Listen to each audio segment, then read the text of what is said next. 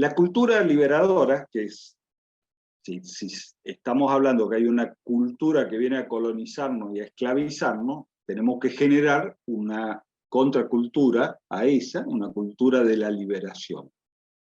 Y la cultura de la liberación comienza con problematizar la realidad. Lo que no quieren los que los colonizan y los que nos oprimen es que problematicemos la realidad, que tengamos un pensamiento crítico, que critiquemos la situación en la que estamos. Por ejemplo, decir, en el taller pasado terminamos diciendo una clave con la cual nosotros, como combatientes culturales, tenemos que comenzar o meternos en cualquier conversación. Hace un rato Lautaro contaba de que escuchó a vecinos hablando de la movilización del 1 de febrero contra la justicia, contra la corte. Y bueno, supongamos que Lautaro tenía oportunidad de hablar con alguna de estas personas. Lautaro tiene que comenzar la conversación haciendo la pregunta: ¿y usted qué cree? ¿Y usted qué piensa? ¿Se hace justicia? ¿Existe la justicia para todos por igual? Siempre con preguntas. Como decíamos en el taller pasado, ¿usted qué piensa? ¿Por qué hay corte de luz? ¿Cuál es la razón? Porque hay que llegar a la raíz de los problemas y discutir la raíz. No quedarnos como nos quedamos nosotros y el periodismo en general, discutiendo cháchara, pero no lo profundo, las causas. Hay causa y efecto. El corte de luz es un efecto. La falta de justicia, impunidad, el lawfare es un efecto. Pero ¿cuál es la causa de todo eso? ¿Qué hay detrás de todo eso? ¿Dónde se inicia todo eso? Bueno, hacerse esa pregunta es empezar a problematizar la realidad. Agarramos la realidad y buscamos cuál es el problema, identificamos las causas, las consecuencias y el porqué de cada cosa. Si no, no la vamos a poder transformar, porque no vamos a descubrir cuáles son las causas que generan que haya un 50% de la población pobre en uno de los países más ricos del planeta. ¿Cómo puede ser o por qué tenemos 50% de la población pobre en uno de los países más ricos y enorme en extensión territorial del planeta? Palestina es más chiquito que Formosa y viven millones, y en Formosa somos 650.000 habitantes. Palestina más Israel entran en Formosa. Y entonces sumá los millones de israelíes más los millones de palestinos y entran en Formosa. Y Israel, que es una cosita así insignificante, sin litio, sin petróleo, sin agua, sin gas, es potencia mundial. ¿Por qué la Argentina no es potencia mundial? Entonces, ¿por qué es la clave para romper el discurso único? Es la clave para romper con la cultura de la opresión y el colonialismo. ¿Por qué? Y entonces no enfrentás, no vas con respuestas ya hechas, que es ahí donde nos rechazan en cualquier conversación que inicias. Entonces vos pones cara como de sonso, aunque no lo sos, y preguntás, ¿por qué? Entonces, al generar la pregunta de ¿y por qué?, el otro abre su cabeza para darte una respuesta. Tiene que pensar o analizar también. Entonces, si vos decís, bueno, ¿por qué hay esta pobreza en el país? ¿Por qué? Y el otro te puede decir, y porque la chorra se robó todo. Ah, mirá vos, así que es porque la chorra se robó todo. ¿Y por qué la chorra pudo robarse todo? Seguís preguntando. Y porque hay impunidad. ¿Y por qué hay impunidad? Y porque la justicia no funciona. ¿Ah? ¿Y por qué la justicia no funciona? Y porque son todos corruptos y ahí llegamos al 1F. Entonces vas llevando el porqué al encontrar todas las causas y todos los problemas, pero haces que el otro empiece a reflexionar. Si no reflexionamos, si no analizamos, si no tenemos mentes críticas, no vamos a poder descifrar los problemas. Pero no es solamente... Esto es un tema que yo lo estoy planteando dentro de la militancia, porque veo una militancia boba, una militancia que participa en la política sin cuestionarse nada, sin criticar nada, y parece que si criticas sos un criticón.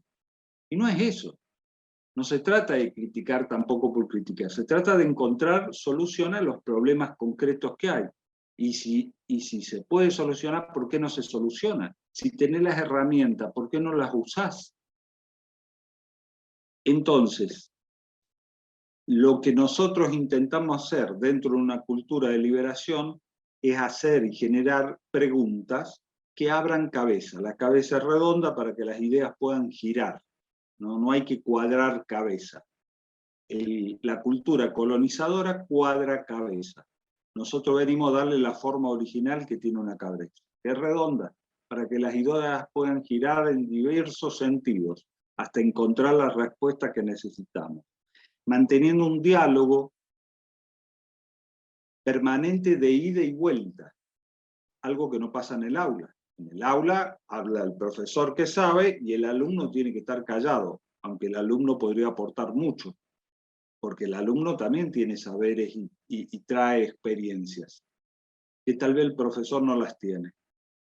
Yo esto lo veo permanentemente en mi provincia porque los alumnos originarios tienen saberes que no lo tiene el maestro blanco.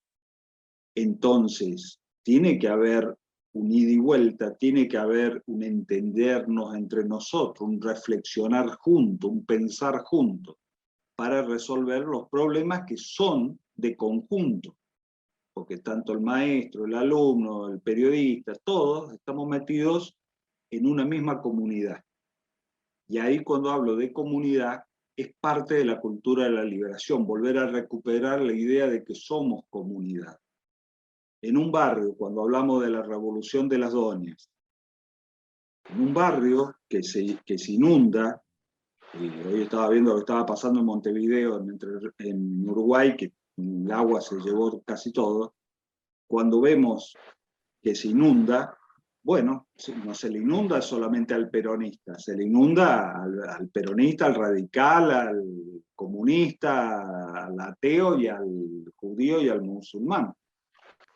Entonces, es comunitario el problema. Tenemos que tratar de entender también qué es el poder y qué es la política.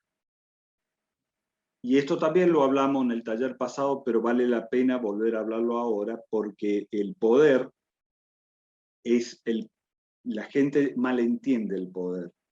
Pero el poder para nosotros es la capacidad de poder hacer cosas. Eso es poder. Yo tengo poder de capacidad de hacer cosas. Bueno, la política es la capacidad de decidir qué voy a hacer con ese poder. Yo voy a decidir utilizar ese poco, mucho poder que tengo o a favor de los oprimidos o a favor de los opresores. Vos decidís. Es como Cristina que le dijo a Alberto. Alberto tiene la lapicera, él decide. Él va a firmar. Él sabrá si va a firmar a favor de los opresores o a favor de los oprimidos. A favor de los acreedores o a favor de nosotros. A favor de cómo quiere tal cual el Fondo Monetario Internacional o a favor de las mejores condiciones para el pueblo argentino. Él va a decidir qué hace con su poder. Eso es política. Y eso es poder, tener la lapicera. Ahora, lo que estamos sufriendo es que hay un divorcio entre poder y política. Y entonces este matrimonio de poder y política es como que está roto. Vivimos en un periodo de divorcio. Y resulta que la política no puede cumplir lo que prometió. Y no está cumpliendo con lo que prometió en campaña. Entonces ahí genera un divorcio entre la política y el poder hacer lo que prometiste que ibas a hacer y no estás cumpliendo. Y eso ayuda y lleva a generar la antipolítica. A no poder cumplir tu palabra, cumplir con lo prometido, ayuda a generar antipolítica. En toda actividad que nosotros realizamos, la tenemos que hacer con amor sincero. No hacer actividades porque voy a ser candidato, porque voy a tener un cargo, que voy a tener esto, no, sino por amor verdadero. Y ese amor se tiene que sentir en la gente, si no, no recuperamos la credibilidad en la acción política. Entonces la gente dice, todos los políticos son iguales. No, no todos los políticos son iguales, no todos los periodistas son iguales, no todos los economistas son iguales, no. Pero en el común callejero, en el hablar, se identifica, todos son iguales. Claro, porque ninguno le cumplió. Entonces, cuando vos no cumplís, y pasás a ser parte de todos son iguales. Y están todos bajo sospecha hasta que demuestren algo lo contrario. Es lo que pasó del 2001 al 2003. Cuando aparece Néstor en escena, y todos medio miramos, ¿no será algo más de lo mismo? Ahora, cuando el tipo, con el poquito de poder y con la decisión política, ahí se vuelve a reconciliar la política con el poder, con el 22% de los votos, empieza a hacer. Y al hacer y al cumplir con lo que prometió, y más allá de la agenda que había prometido, y bueno, se vuelve a recuperar la creencia en la política. Claudio nos comentaba cómo él se enamora de la política con Cristina, pero teníamos un gobernante, líder, estadista, que decía y hacía, prometía y cumplía. Entonces eso reconcilia la política con las expectativas populares. Y más cuando vos vas resolviendo los problemas de la gente, e hicimos de una clase media 2 clases medias, en un periodo de 10 años, de un país que había sido devastado. Entonces, bueno, hubo un proceso de transformación y de reconciliación entre poder y política. Eso se rompe en el 2015. Se rompe porque no ganamos, no profundizamos el proyecto, ganó Macri, Macri también cagó a su propio electorado y a las expectativas que había generado de hambre cero. Entonces, bueno, ahora la gente que ya pierde rápido la memoria, porque los medios los aturden de tal forma que hace que la memoria colectiva sea muy frágil, ya se olvidó que es la nueva era, es la sobreviviente de la nueva clase media que generó el kirchnerismo. Ya nadie habla de que el kirchnerismo generó una nueva clase media en el país. Se lo da por entendido. Y ahí vamos a entrar en el otro tema de la colonización cultural, que es medular, que es la meritocracia. La instalación cultural del sistema meritocrático, de la tiranía del mérito. Tiranía del mérito. Cuando hablamos de la reconciliación de la política y el poder, estamos hablando de liderazgo éticos, que nosotros tenemos que trabajar y formar en liderazgo éticos. ¿Qué quiere decir liderazgo ético? Que nuestros líderes, o lo que elijamos como líderes, si es que elegimos, porque nosotros votamos, no elegimos. Desde hace mucho tiempo los que somos peronistas y de barba blanca, no elegimos. Votamos, pero eligen otros, porque el peronismo nacional fue colonizado. No hay internas, entonces por lo tanto los afiliados no participamos, en el radicalismo tampoco. entonces el pueblo que está afiliado, ya sea un partido a otro, no participa, no decide, no tiene llegada a las decisiones. Por eso es que planteamos la revolución de las doñas, que después vamos a hablar un poquito sobre ello al final. Estamos hablando de líderes éticos, líderes que lo que dicen, hacen, lo que prometen, cumplen, y donde su vida condice con sus ingresos, ¿sí? Entonces, no puede haber un concejal que sea millonario. Lo hay, sí, pero que ya venía millonario de antes de ser concejal y llegó a ser concejal, bueno, bárbaro, tenía una empresa, ya tenía plata, pero alguien que llegó pelagato, es concejal, y de golpe es rico, bueno, hay algo que no está funcionando, ¿sí? No condice con la realidad. Y eso desorienta, y la gente lo sabe y lo huele, porque el concejal, el intendente son los más cercanos al pueblo, al barrio, son gente más de mayor cercanía. Y entonces aparece un López tirando bolso, que lo muestran por todos los canales, y todos los peronistas pasamos a ser automáticamente todos chorros corruptos, todos los periodistas somos ensobrados. ¿Sí? Yo, que me banqué 3 censuras, exilio y todo, me vienen a decir que yo soy un ensobrado. Yo no cobro sueldo del Estado, no trabajo ni siquiera en el canal de televisión donde emito mi programa, no soy ni siquiera empleado del canal, no tengo ninguna relación de dependencia con nada, pero soy ensombrado. A mí me pagan para decir esto que digo. Y así todo está bajo sospecha. Todo, absolutamente todo está bajo sospecha. Y mientras esté todo bajo sospecha, ¿quién domina? La oligarquía, los poderosos, las corporaciones, los que tienen el poder que se le dice poder real. Cuando también eso está mal, porque el poder real reside en el pueblo unido y organizado. Si el pueblo está unido, organizado y esclarecido, ahí está el poder real. El poder real es el pueblo. Pero como el pueblo está sonsado mayoritariamente, el pueblo está disperso, el pueblo está egoístamente separado en individualismo, entonces el poder reside en una minoría ínfima que es el 1% de la población. Y ahí está el poder real, ¿sí?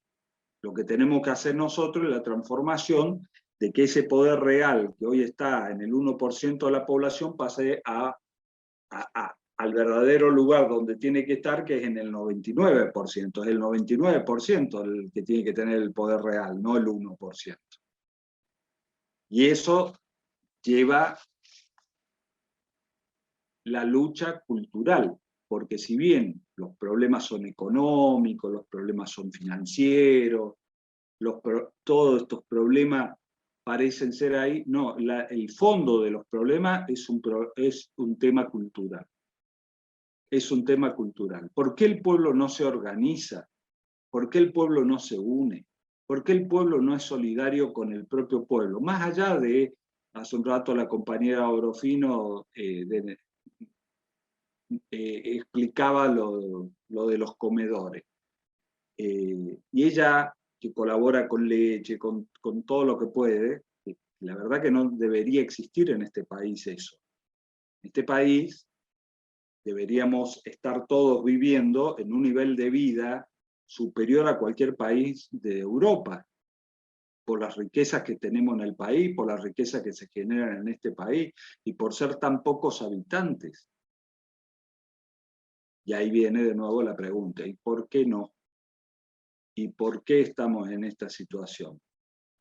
Entonces, la batalla cultural también es una batalla por la ética, por la moral, y tener líderes que estén fuera de la sospecha pública.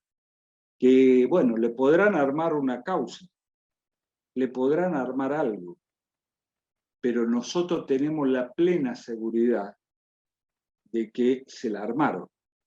Pero resulta que no siempre tenemos la plena seguridad de que se la armaron, aparte de que se la armaron, sino que también tenemos la sospecha de cómo hizo lo que tiene. Porque hay doble discurso. Tenemos dirigencias políticas hablando en forma muy progresista, muy popular, muy nacional, bla, bla, bla, y por otro lado tienen un estándar de vida que vos decís, ¿cómo la hizo esta?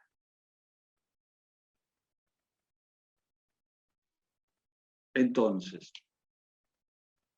a veces todas estas cosas generan, y los medios que alimentan, porque los medios siempre van a hablar y van a poner en sospecha cualquier cosa que venga del campo nacional y popular, a cualquier dirigente del campo nacional y popular. Siempre los corruptos están de este lado, los puros y santos son los republicanos, los libertarios, los que están bancados por los medios. Esos son castos, puros. Los negros, chorros, planeros que hacen guita somos nosotros, los sindicalistas, todo eso. Y los hay corruptos. Y a eso hay que echarlo a la mierda de nuestras filas. Pero no todos somos corruptos. El movimiento nacional justicialista es el movimiento de liberación nacional. Y eso tiene que quedar claro. Si colonizás al movimiento nacional justicialista, se acabó la patria. No hay patria. No somos más patria. Somos colonia. La única resistencia que puede tener el imperialismo en la Argentina es el justicialismo.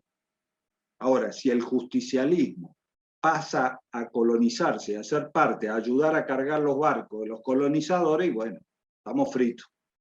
Estamos fritos. En todo esto, para llegar a que haya peronistas ayudando a cargar los barcos de los colonizadores, se ha metido el tema de la meritocracia. Yo me lo gane trabajando. Y sí, lógicamente, tenés que laburar, hermano. O sea, hay que trabajar.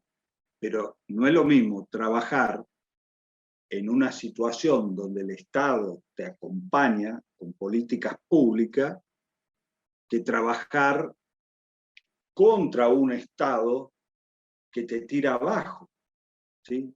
No es lo mismo trabajar cuando hay garantía de derechos laborales que trabajar sin ninguna garantía de derechos laborales, de que te echen a la mierda, que te flexibilicen, te bajen los salarios, te precaricen.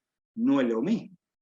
Entonces, hay que tener conciencia de trabajador y conciencia de los derechos que le corresponde a cada uno y que se conquistan colectivamente, no individualmente. Yo voy y arreglo con el patrón. Sí, podés ir y arreglar con el patrón, pero el resto se caga de hambre. Ah, a mí qué me importa. Yo me lo merezco. Yo me lo merezco, me lo gané. Como si fueses vos individuo y no existe el colectivo.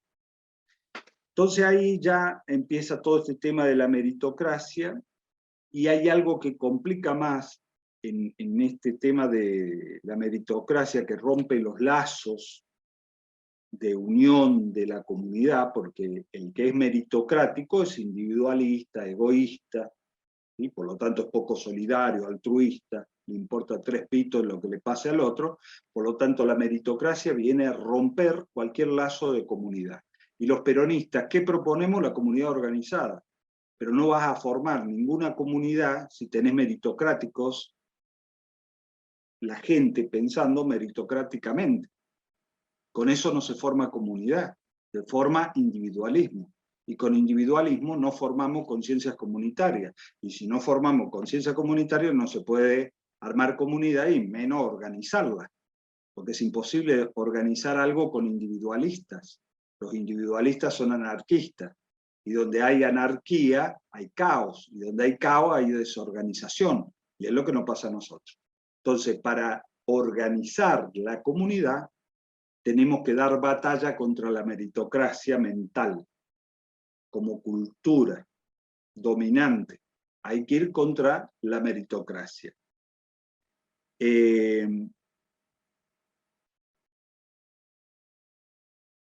La meritocracia divide entre los exitosos y los perdedores. ¿Sí? Ya ahí ya empieza a dividirnos, por lo tanto el concepto de comunidad, de común, unidad, empieza a romperse, porque están de aquel lado los exitosos, que siempre son muy poquitos, y los muchos, que son los perdedores, y que no se juntan entre perdedores ni siquiera, porque siguen con la meritocracia, entonces intentando salvarse solo, sin entender que acá o nos salvamos entre todos, no se salva nadie, decía Perón. Pero lo meritocrático ya lo tienen metido adentro y siguen en su forma egoísta, individualista, llevando la vida para adelante. Ahora, lo que tenemos que preguntarnos es qué es el éxito. ¿Qué es el éxito? ¿Qué es ser exitoso?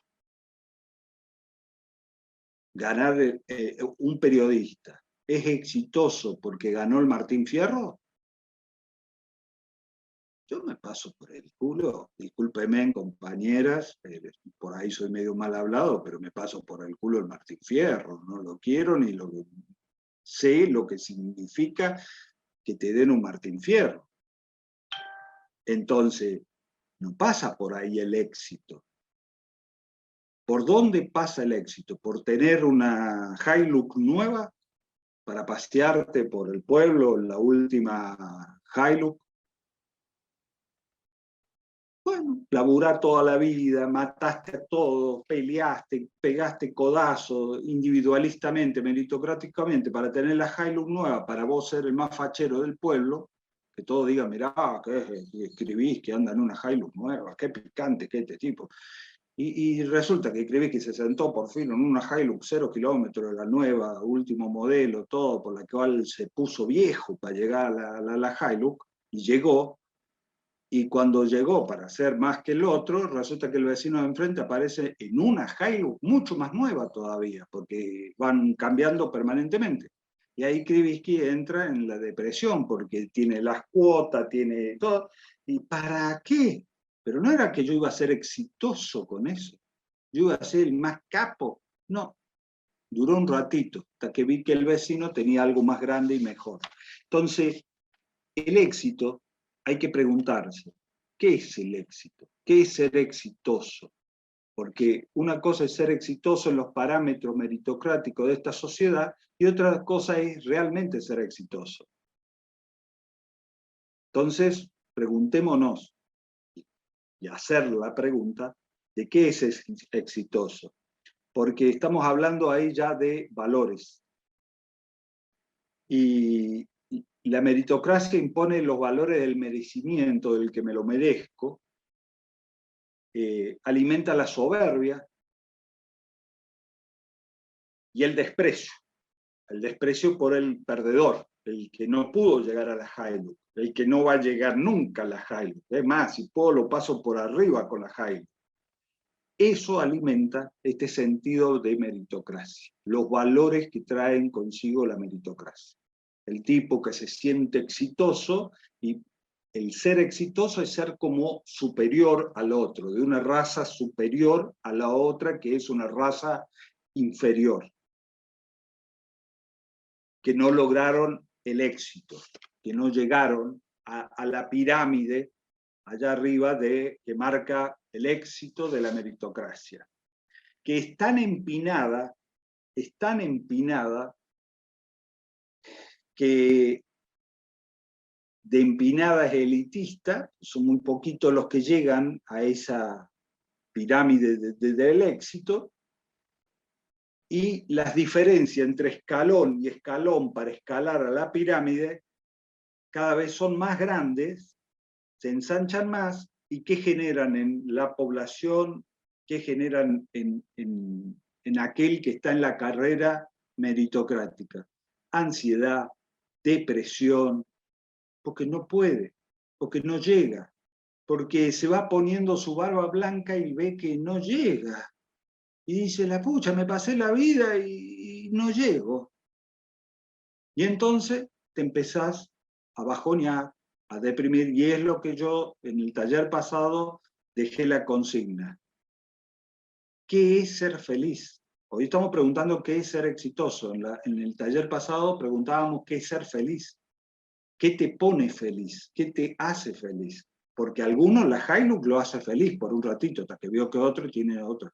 Pero en realidad, de verdad, ¿qué es lo que te hace feliz? Entonces, tenemos dos cosas que vamos a contestar todos después cuando terminemos el taller. ¿Qué es ser feliz y qué es ser exitoso? ¿El éxito te hace feliz? ¿La felicidad te lleva al éxito? Vamos a preguntarnos y a responder entre todos.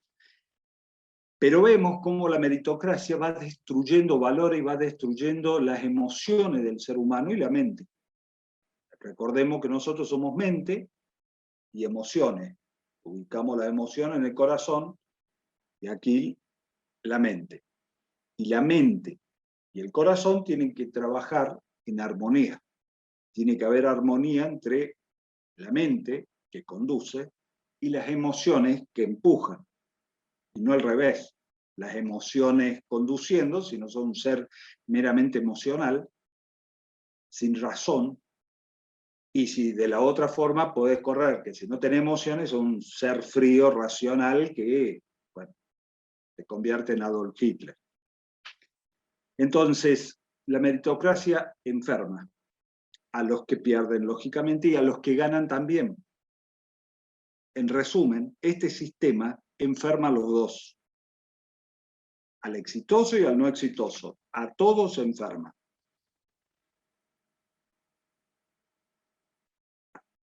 A ver, cómo explicar algunas cosas. Es como, esta carrera por el éxito es como los espermatozoides. Salen todos corriendo así, pero uno no más llega. Uno no más llega. Y ese es el exitoso. Y a volver a correr, y hacer la corrida. Así estás corriendo permanentemente para tratar de que llegue uno. Y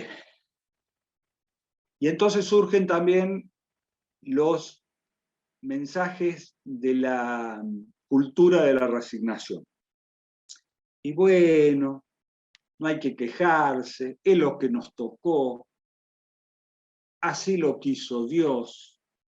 ¿Sí? Entonces nos resignamos, es lo que hay, ¿qué va a hacer? No se puede hacer más nada. Y yo nacimos pobres, ¿qué va a hacer? Y bueno, Dios sabrá. Y ahí nos quedamos. Y seguimos siendo meritocráticos, eso sí, resignado y meritocrático. El mérito se funda en la justificación de la desigualdad. ¿Sí? Si hay desigualdad, hay ese mérito meritocrático. Si hay igualdad, no hay uno que sobresalga y parezca exitoso solamente él. Entonces se funda en ese justificativo que al mismo tiempo por ahí genera esperanza. Bueno, no será ahora, será después, voy a llegar de alguna forma, voy a volver a tener. Y nunca llega, porque es el sistema. No es una cuestión que, bueno, por ahí si jugás la lotería la podés ganar. ¿Sí? Pero esto, la vida no es la lotería. Estamos bajo un sistema que hace que las cosas funcionen así. Entonces esto genera frustración. Frustración de no poder hacer lo que uno quería. Frustración porque los políticos te prometieron y no te cumplieron. Frustración porque te prometieron igualdad de oportunidad y no tener una puta oportunidad. Entonces, eso genera una frustración enorme cuando la gente se empieza a dar cuenta de que no va a poder entrar al club de los exitosos. Entonces esa frustración se convierte en resentimiento y pasa a ser un resentido político y social. Y empieza a buscar culpables. A veces se culpa al mismo. Tal vez yo no hice bien las cosas, tal vez yo no soy tan inteligente, tal vez yo tendría que haberle hecho caso a papá y haber estudiado más. Tal vez yo, y no sos vos, es el sistema. Tal vez sí te falta un poquito más de pila, pero es el sistema. Entonces se autoflagela, o si no sale a culpar al otro. El otro es el culpable. Ah, es por culpa de los peronistas chorros. Y si se robó todo, ¿no? Que ahora estamos cagados todos. Son todos una manga de corruptos. Son todos chorros. Nadie defiende al pueblo. Y él tampoco organiza ni hace nada para organizar al pueblo, ni defender al pueblo, ni nada. Se acuerda del pueblo cuando se siente ya cagado, frustrado y resentido. Y ahí entra el odio. Y ahí entran los Milei, los Wolf, la Patricia Burr y todo, y reclutan odiadores, que generó el sistema. Y ahí reclutan odiadores contra el movimiento de liberación, que somos nosotros, los únicos que podemos liberar a la patria de todo esto porque tenemos el instrumento y la herramienta para liberar. Porque esto es un problema de capitalismo. Es el capitalismo el que genera este sistema meritocrático, este sistema de opresión y oprimidos. Es el capitalismo. Entonces, de lo que se trata cuando indagamos para el fondo de los problemas y las cuestiones, llegamos a que el problema es el sistema en el cual vivimos. Es el sistema el que nos quitó la oportunidad, las posibilidades, la igualdad, la justicia, los derechos. Es el sistema. ¿Cómo se llama el sistema? Capitalista. ¿Y existe algo fuera del capitalismo? ¿Elegimos nosotros vivir en el capitalismo? ¿Alguno de nosotros eligió vivir en el capitalismo? No. Nacimos ya acá en el capitalismo. Y nunca pensamos en salirnos del capitalismo. Ahora hubo un general Perón que sí planteó un sistema para la Argentina por fuera del capitalismo. Y ese sistema está vigente. Y es el sistema que puede y debe recuperar a la Argentina y a los argentinos, que es el sistema justicialista. Ser justicialista. Hoy se habla de ser peronista, que peronista es el seguidor, el fan de Perón, pero justicialista es algo mucho más profundo. Es la militancia por la justicia social, la militancia por la igualdad de derechos y las oportunidades, la militancia por la comunidad organizada. Eso es ser justicialista, es otro sistema, es un sistema de vida diferente, de organización social diferente, que lógicamente en un sistema de justicia social, de igualdad, como dice la marchita, por el amor y la igualdad, son dos cosas, amor e igualdad. Yo decía los otros días, nosotros tenemos que predicar con amor, porque el amor une, el odio divide. Por eso, cuando se llega a generar esos grados de resentimiento, de frustración en la sociedad, se convierte en odio, y ahí aparecen los reclutadores del odio. Y el odio sirve para dividirnos y fraccionarnos. Y cuando más dividido y fraccionado estamos, más perdida está la Argentina. Para ser lista, para ser descuartizada por sus recursos naturales, por sus riquezas, que es en el momento en que estamos ahora, en esta situación. Entonces el sistema este meritocrático, que es el sistema de la colonización mental, deja el tendal de derrotados, una enorme masa de derrotados que no pueden llegar a ser exitosos, descolgado del sistema, sin acceso al sistema. No se puede acceder, no puede acceder al sistema de mejor educación de calidad, al sistema mejor de salud, por más que exista la salud pública, la educación pública, hay lugares como en mi provincia que es de calidad y lo público en mi provincia es mejor que lo privado. En mi provincia, todo lo que es sistema de salud público es 1000 veces mejor que el sistema privado.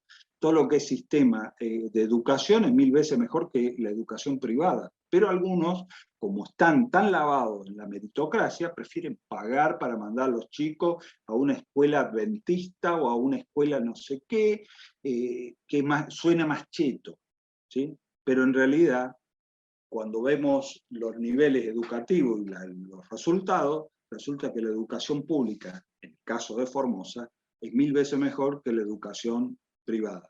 Y en el sistema de salud ni hablemos. Por eso hay situaciones y situaciones, provincias y provincias. Pero digo, en general, en el país, sucede lo contrario a lo de Formosa.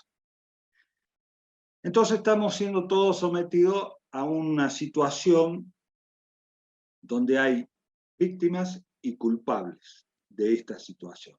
Víctimas y culpables. Y lo más increíble, que hay víctimas que se sienten culpables. Y eso es lo que logra hacer esta colonización mental. El mismo que es víctima de un sistema injusto se siente culpable por lo que le pasa. No culpa al sistema, se culpa al mismo. Y al culparse al mismo viene la existencia de la muerte por desesperación. Y escuchen esto que le voy a decir, la muerte por desesperación. Hay un padrón de gente entre los 45 y los 55 años fallecida por muerte por desesperación. Al entrar en la desesperación de que ya ven que ya en el mercado laboral meritocrático no ingresan, no entran, no pueden progresar, no pueden avanzar un centímetro, les entra la desesperación. En esa edad crítica entra la desesperación. Entonces empieza el consumo de alcohol en exceso, el consumo de droga, la depresión, la dependencia al remedio que te dan por la depresión, pero a su vez estoy pobre y no puedo pagar el remedio, entonces se va. Y es increíble la cantidad de fallecidos en esa franja de edad, que son, cuando uno estudia los fallecidos en esa franja de edad, de 45 a 55, son todos de la generación de los derrotados por la meritocracia. Cuando ves y estudias los causantes de la muerte, sí, se murió por un infarto, se murió por sobredosis, se murió porque venía alcohólico chupado, chocó y se hizo pelota, pero ¿por qué? ¿Por qué chupaba? ¿Por qué se drogaba? ¿Por qué estaba deprimido? ¿Cuál es la raíz? Y cuando descubrí que la raíz es porque quedó desempleado, porque no le pagaron lo que tenían que pagar, porque el tipo pretendía llegar a un lugar donde no llegó, por la presión social, por la presión familiar, porque la meritocracia genera toda una presión por todos lados. Los medios te imponen hasta tal punto que el pobre que está en situación de pobreza, que no quiere ser estigmatizado con el dedito acusador de que es pobre, intenta mimetizarse y no parecer pobre. Entonces, dentro de la mimetización, para no ser estigmatizado como pobre, en lugar de organizarse con el resto de los pobres, trata de comprar pilcha, que si hay pobreza que no se note, de si tengo que robar, la robo. Si tengo que afanar, la afano. Alta llanta, loco. Y camino por la villa pensando que yo soy rico. Pero vivo como pobre. Pero yo pienso que soy rico. Y entonces, como pienso que soy rico, me visto como si fuese un rico, aunque no tenga que comer. En el día de la elección, ¿a quién voy a votar? Rico, para pertenecer al club. Entonces se siente parte de ese club, se desclasa, se alinea, no alinea, se aliena. está alienado. Y entonces, bueno, tenemos estos fenómenos de pobres votando a ricos. El explotado vota al explotador, porque el explotado no sabe que es explotado. El oprimido no entiende que está siendo oprimido. Y mientras no entienda que es un oprimido, no que es su culpa, sino que hay un sistema de opresión, no va a identificar quién es el amigo y quién es el enemigo. Entonces el enemigo pasa a ser el vecino de al lado, el tipo de enfrente, y que consiguió trabajo y él no consiguió, cualquiera, pero no el sistema. Entonces lo que no se discute es el sistema colonial argentino. Lo que no se discute es la cultura colonial. Lo que no se discute es el sistema en el cual vivimos.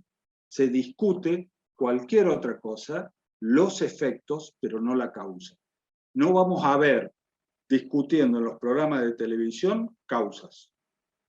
Vemos solamente el debate político actual de la Argentina y la discusión de los efectos. Por ejemplo, se discute la pobreza.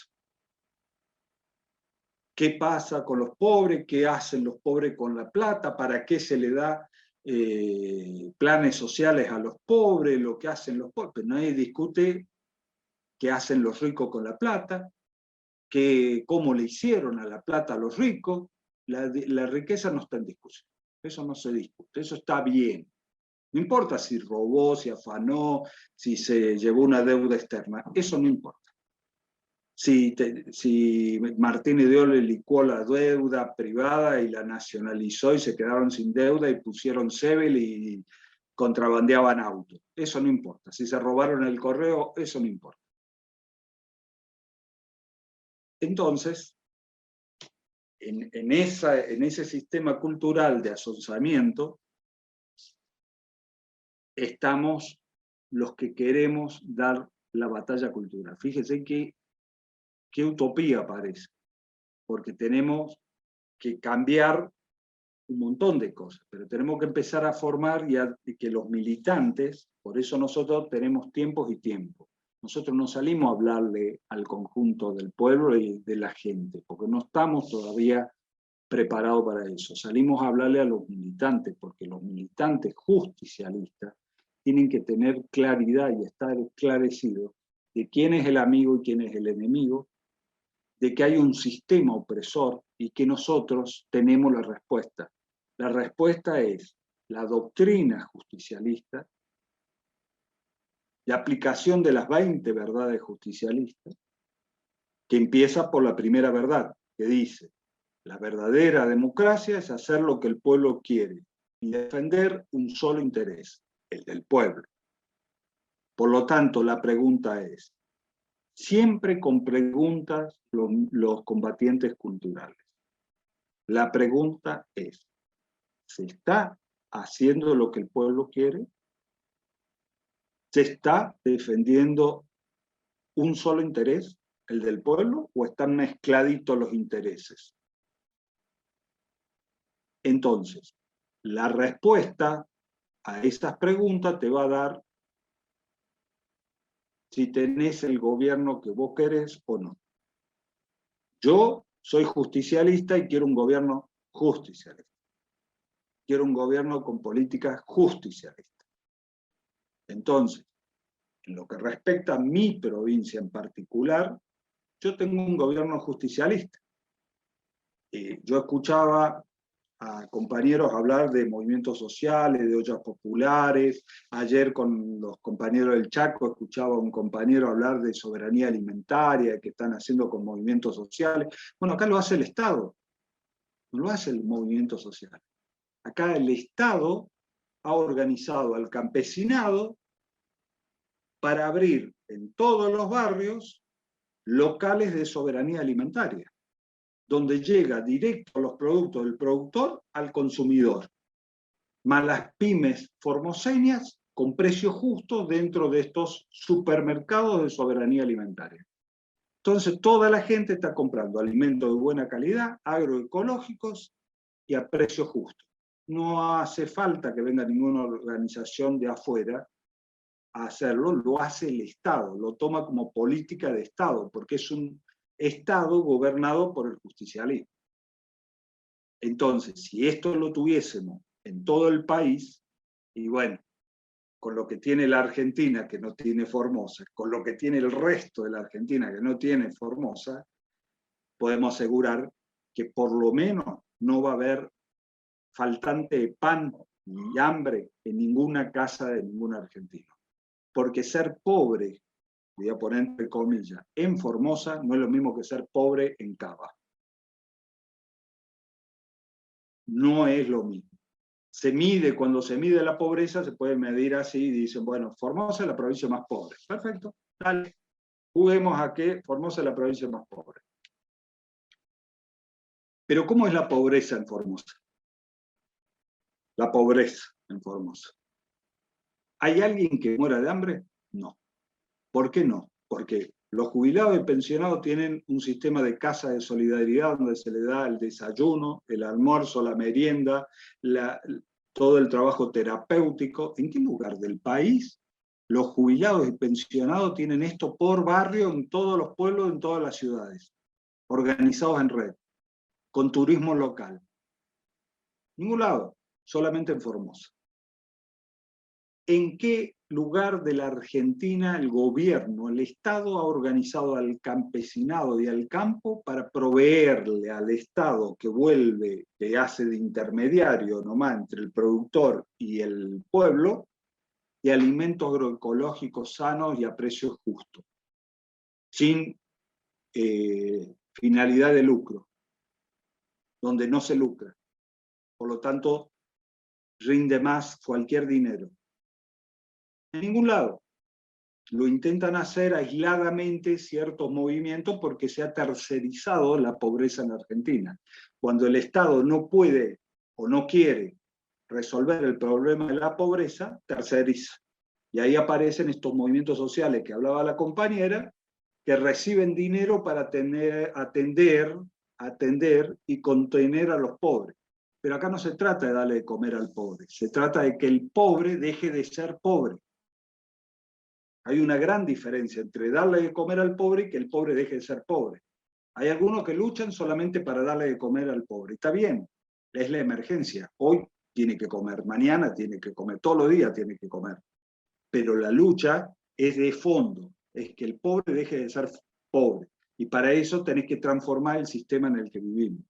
No podemos seguir con el sistema meritocrático, no podemos seguir con el sistema capitalista actual.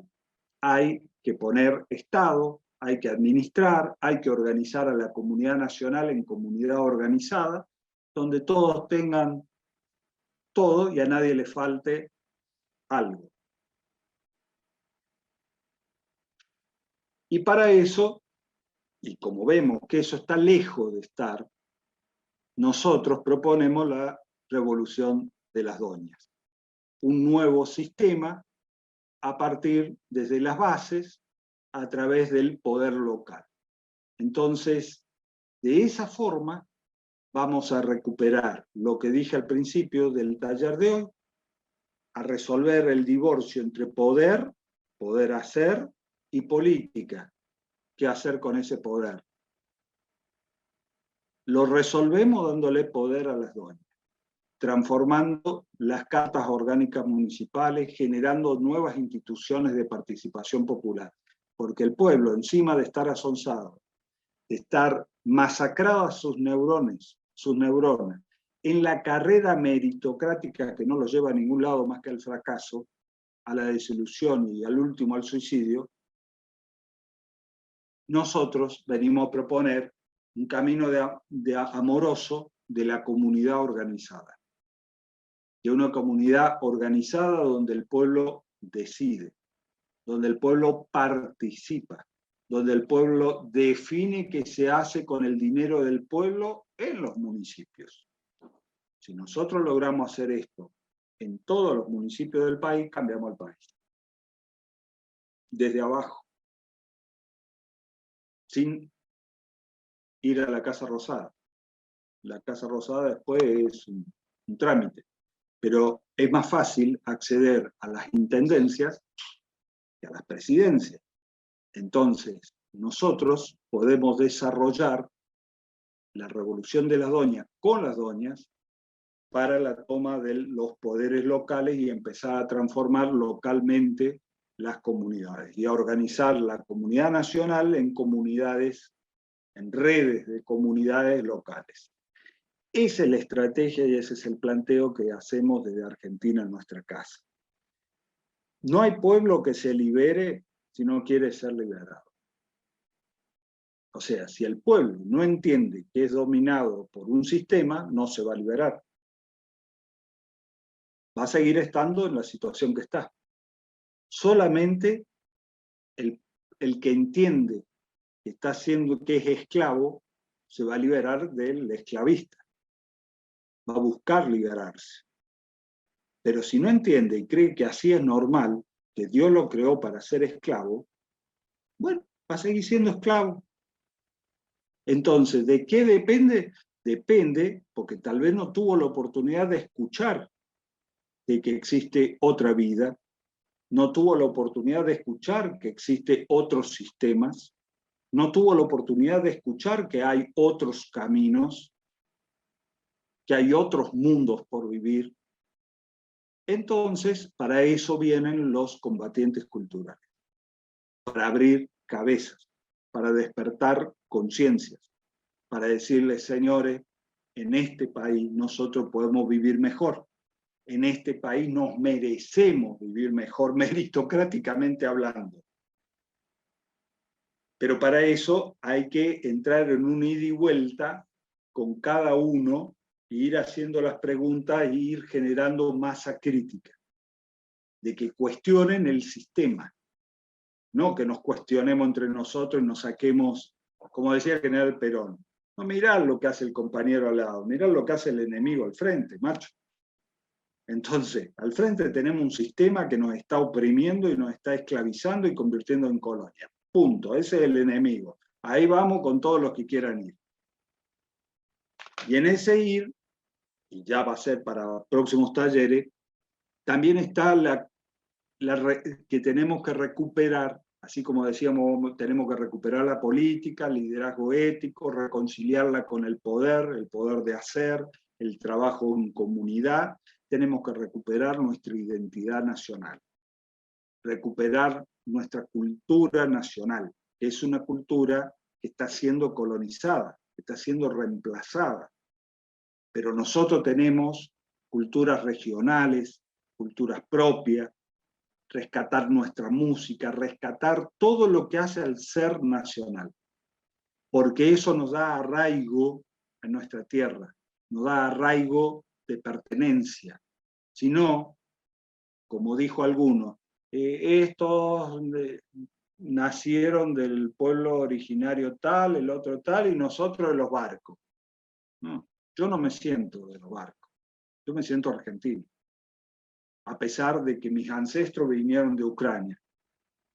Yo no tengo nada que ver con Ucrania, yo soy argentino. Y sumo, en todo caso, mis tradiciones de familiares ucranianas a esta maravillosa diversidad que hay en la Argentina. Pero soy argentino, defiendo los intereses argentinos de mi patria y de la patria grande, y de todos los pueblos que luchan por la liberación, porque esto es un tema global, porque es terminar con un sistema que está destruyendo la única casa que tenemos, que es el planeta Tierra. Ya no les queda nada, y como no les queda nada, vienen por nosotros, que sí nos queda y tenemos mucho para dar. Entonces, tenemos que combatir culturalmente, recuperar el justicialismo como la alternativa a este sistema, porque si no, también están los que te dicen, y bueno, pero no hay alternativa. Esta es la única que nos queda. En la política te lo dicen igual, y no tenemos relación de fuerza. Bueno, la relación de fuerza se construye y alternativas sí tenemos. La tenemos desde el 45 al 55, se demostró que sí se podía en la Argentina. Del 45 al 55 se hizo lo que ningún otro gobierno en la historia nacional se hizo, porque ni siquiera Néstor y Cristina igualaron a lo que se hizo del 45 al 55 en un contexto dificilísimo y donde el general Perón tenía que, a su vez, de transformar la Argentina, construir el propio movimiento. Tenía todos los quilombos que tiene cualquier fuerza política nueva que nace. Y logró construirse la relación de fuerza. Hasta tal punto que la única fuerza que le quedó al enemigo es utilizar los aviones para contrarrestar a la fuerza organizada popular por el peronismo. Que el peronismo decidió en el 55 el tiempo o la sangre. Y decidió el tiempo. Entonces el general Perón se retiró y se fue. Pero si hubiese decidido la sangre, bueno, no sé si tal vez los peronistas no ganábamos por la vía de la sangre también en ese momento. No sé qué hubiese pasado. Pero seguramente hubiese corrido mucha sangre en el país. Pero no sé al final quién hubiese triunfado.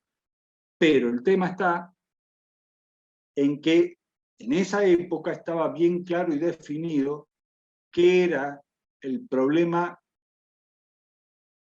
causal, la causa del problema, lo que había que transformar. Estaba claro y Perón esclarecía los cuadros.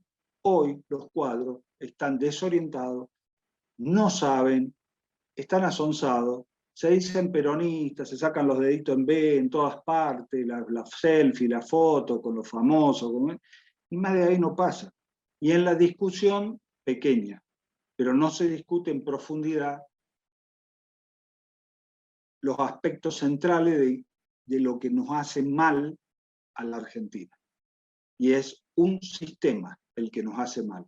Y tenemos que reemplazar ese sistema por otro sistema. Meritocracia, la cultura del éxito, ¿y qué nos hace feliz? A mí, por ejemplo, me hace feliz estar con ustedes ahora compartiendo unos mates a esta hora de un viernes a la tarde y charlando de estos temas.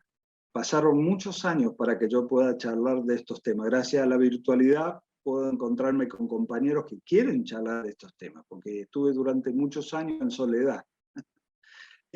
Así que ahora esto se pone compartido, se pone lindo, se pone con unos mates y empezamos a encontrarnos lo que creemos y estamos convencidos de que Argentina puede ser un gran país, un país emergente, poderoso, porque tiene todo lo que hace falta para ser un país potencia y no colonialista, no imperial, sino una potencia donde su objetivo sea que su pueblo viva bien, viva feliz. Y lo podemos lograr. Y yo creo que si trabajamos bien, lo vamos a lograr en nuestra generación.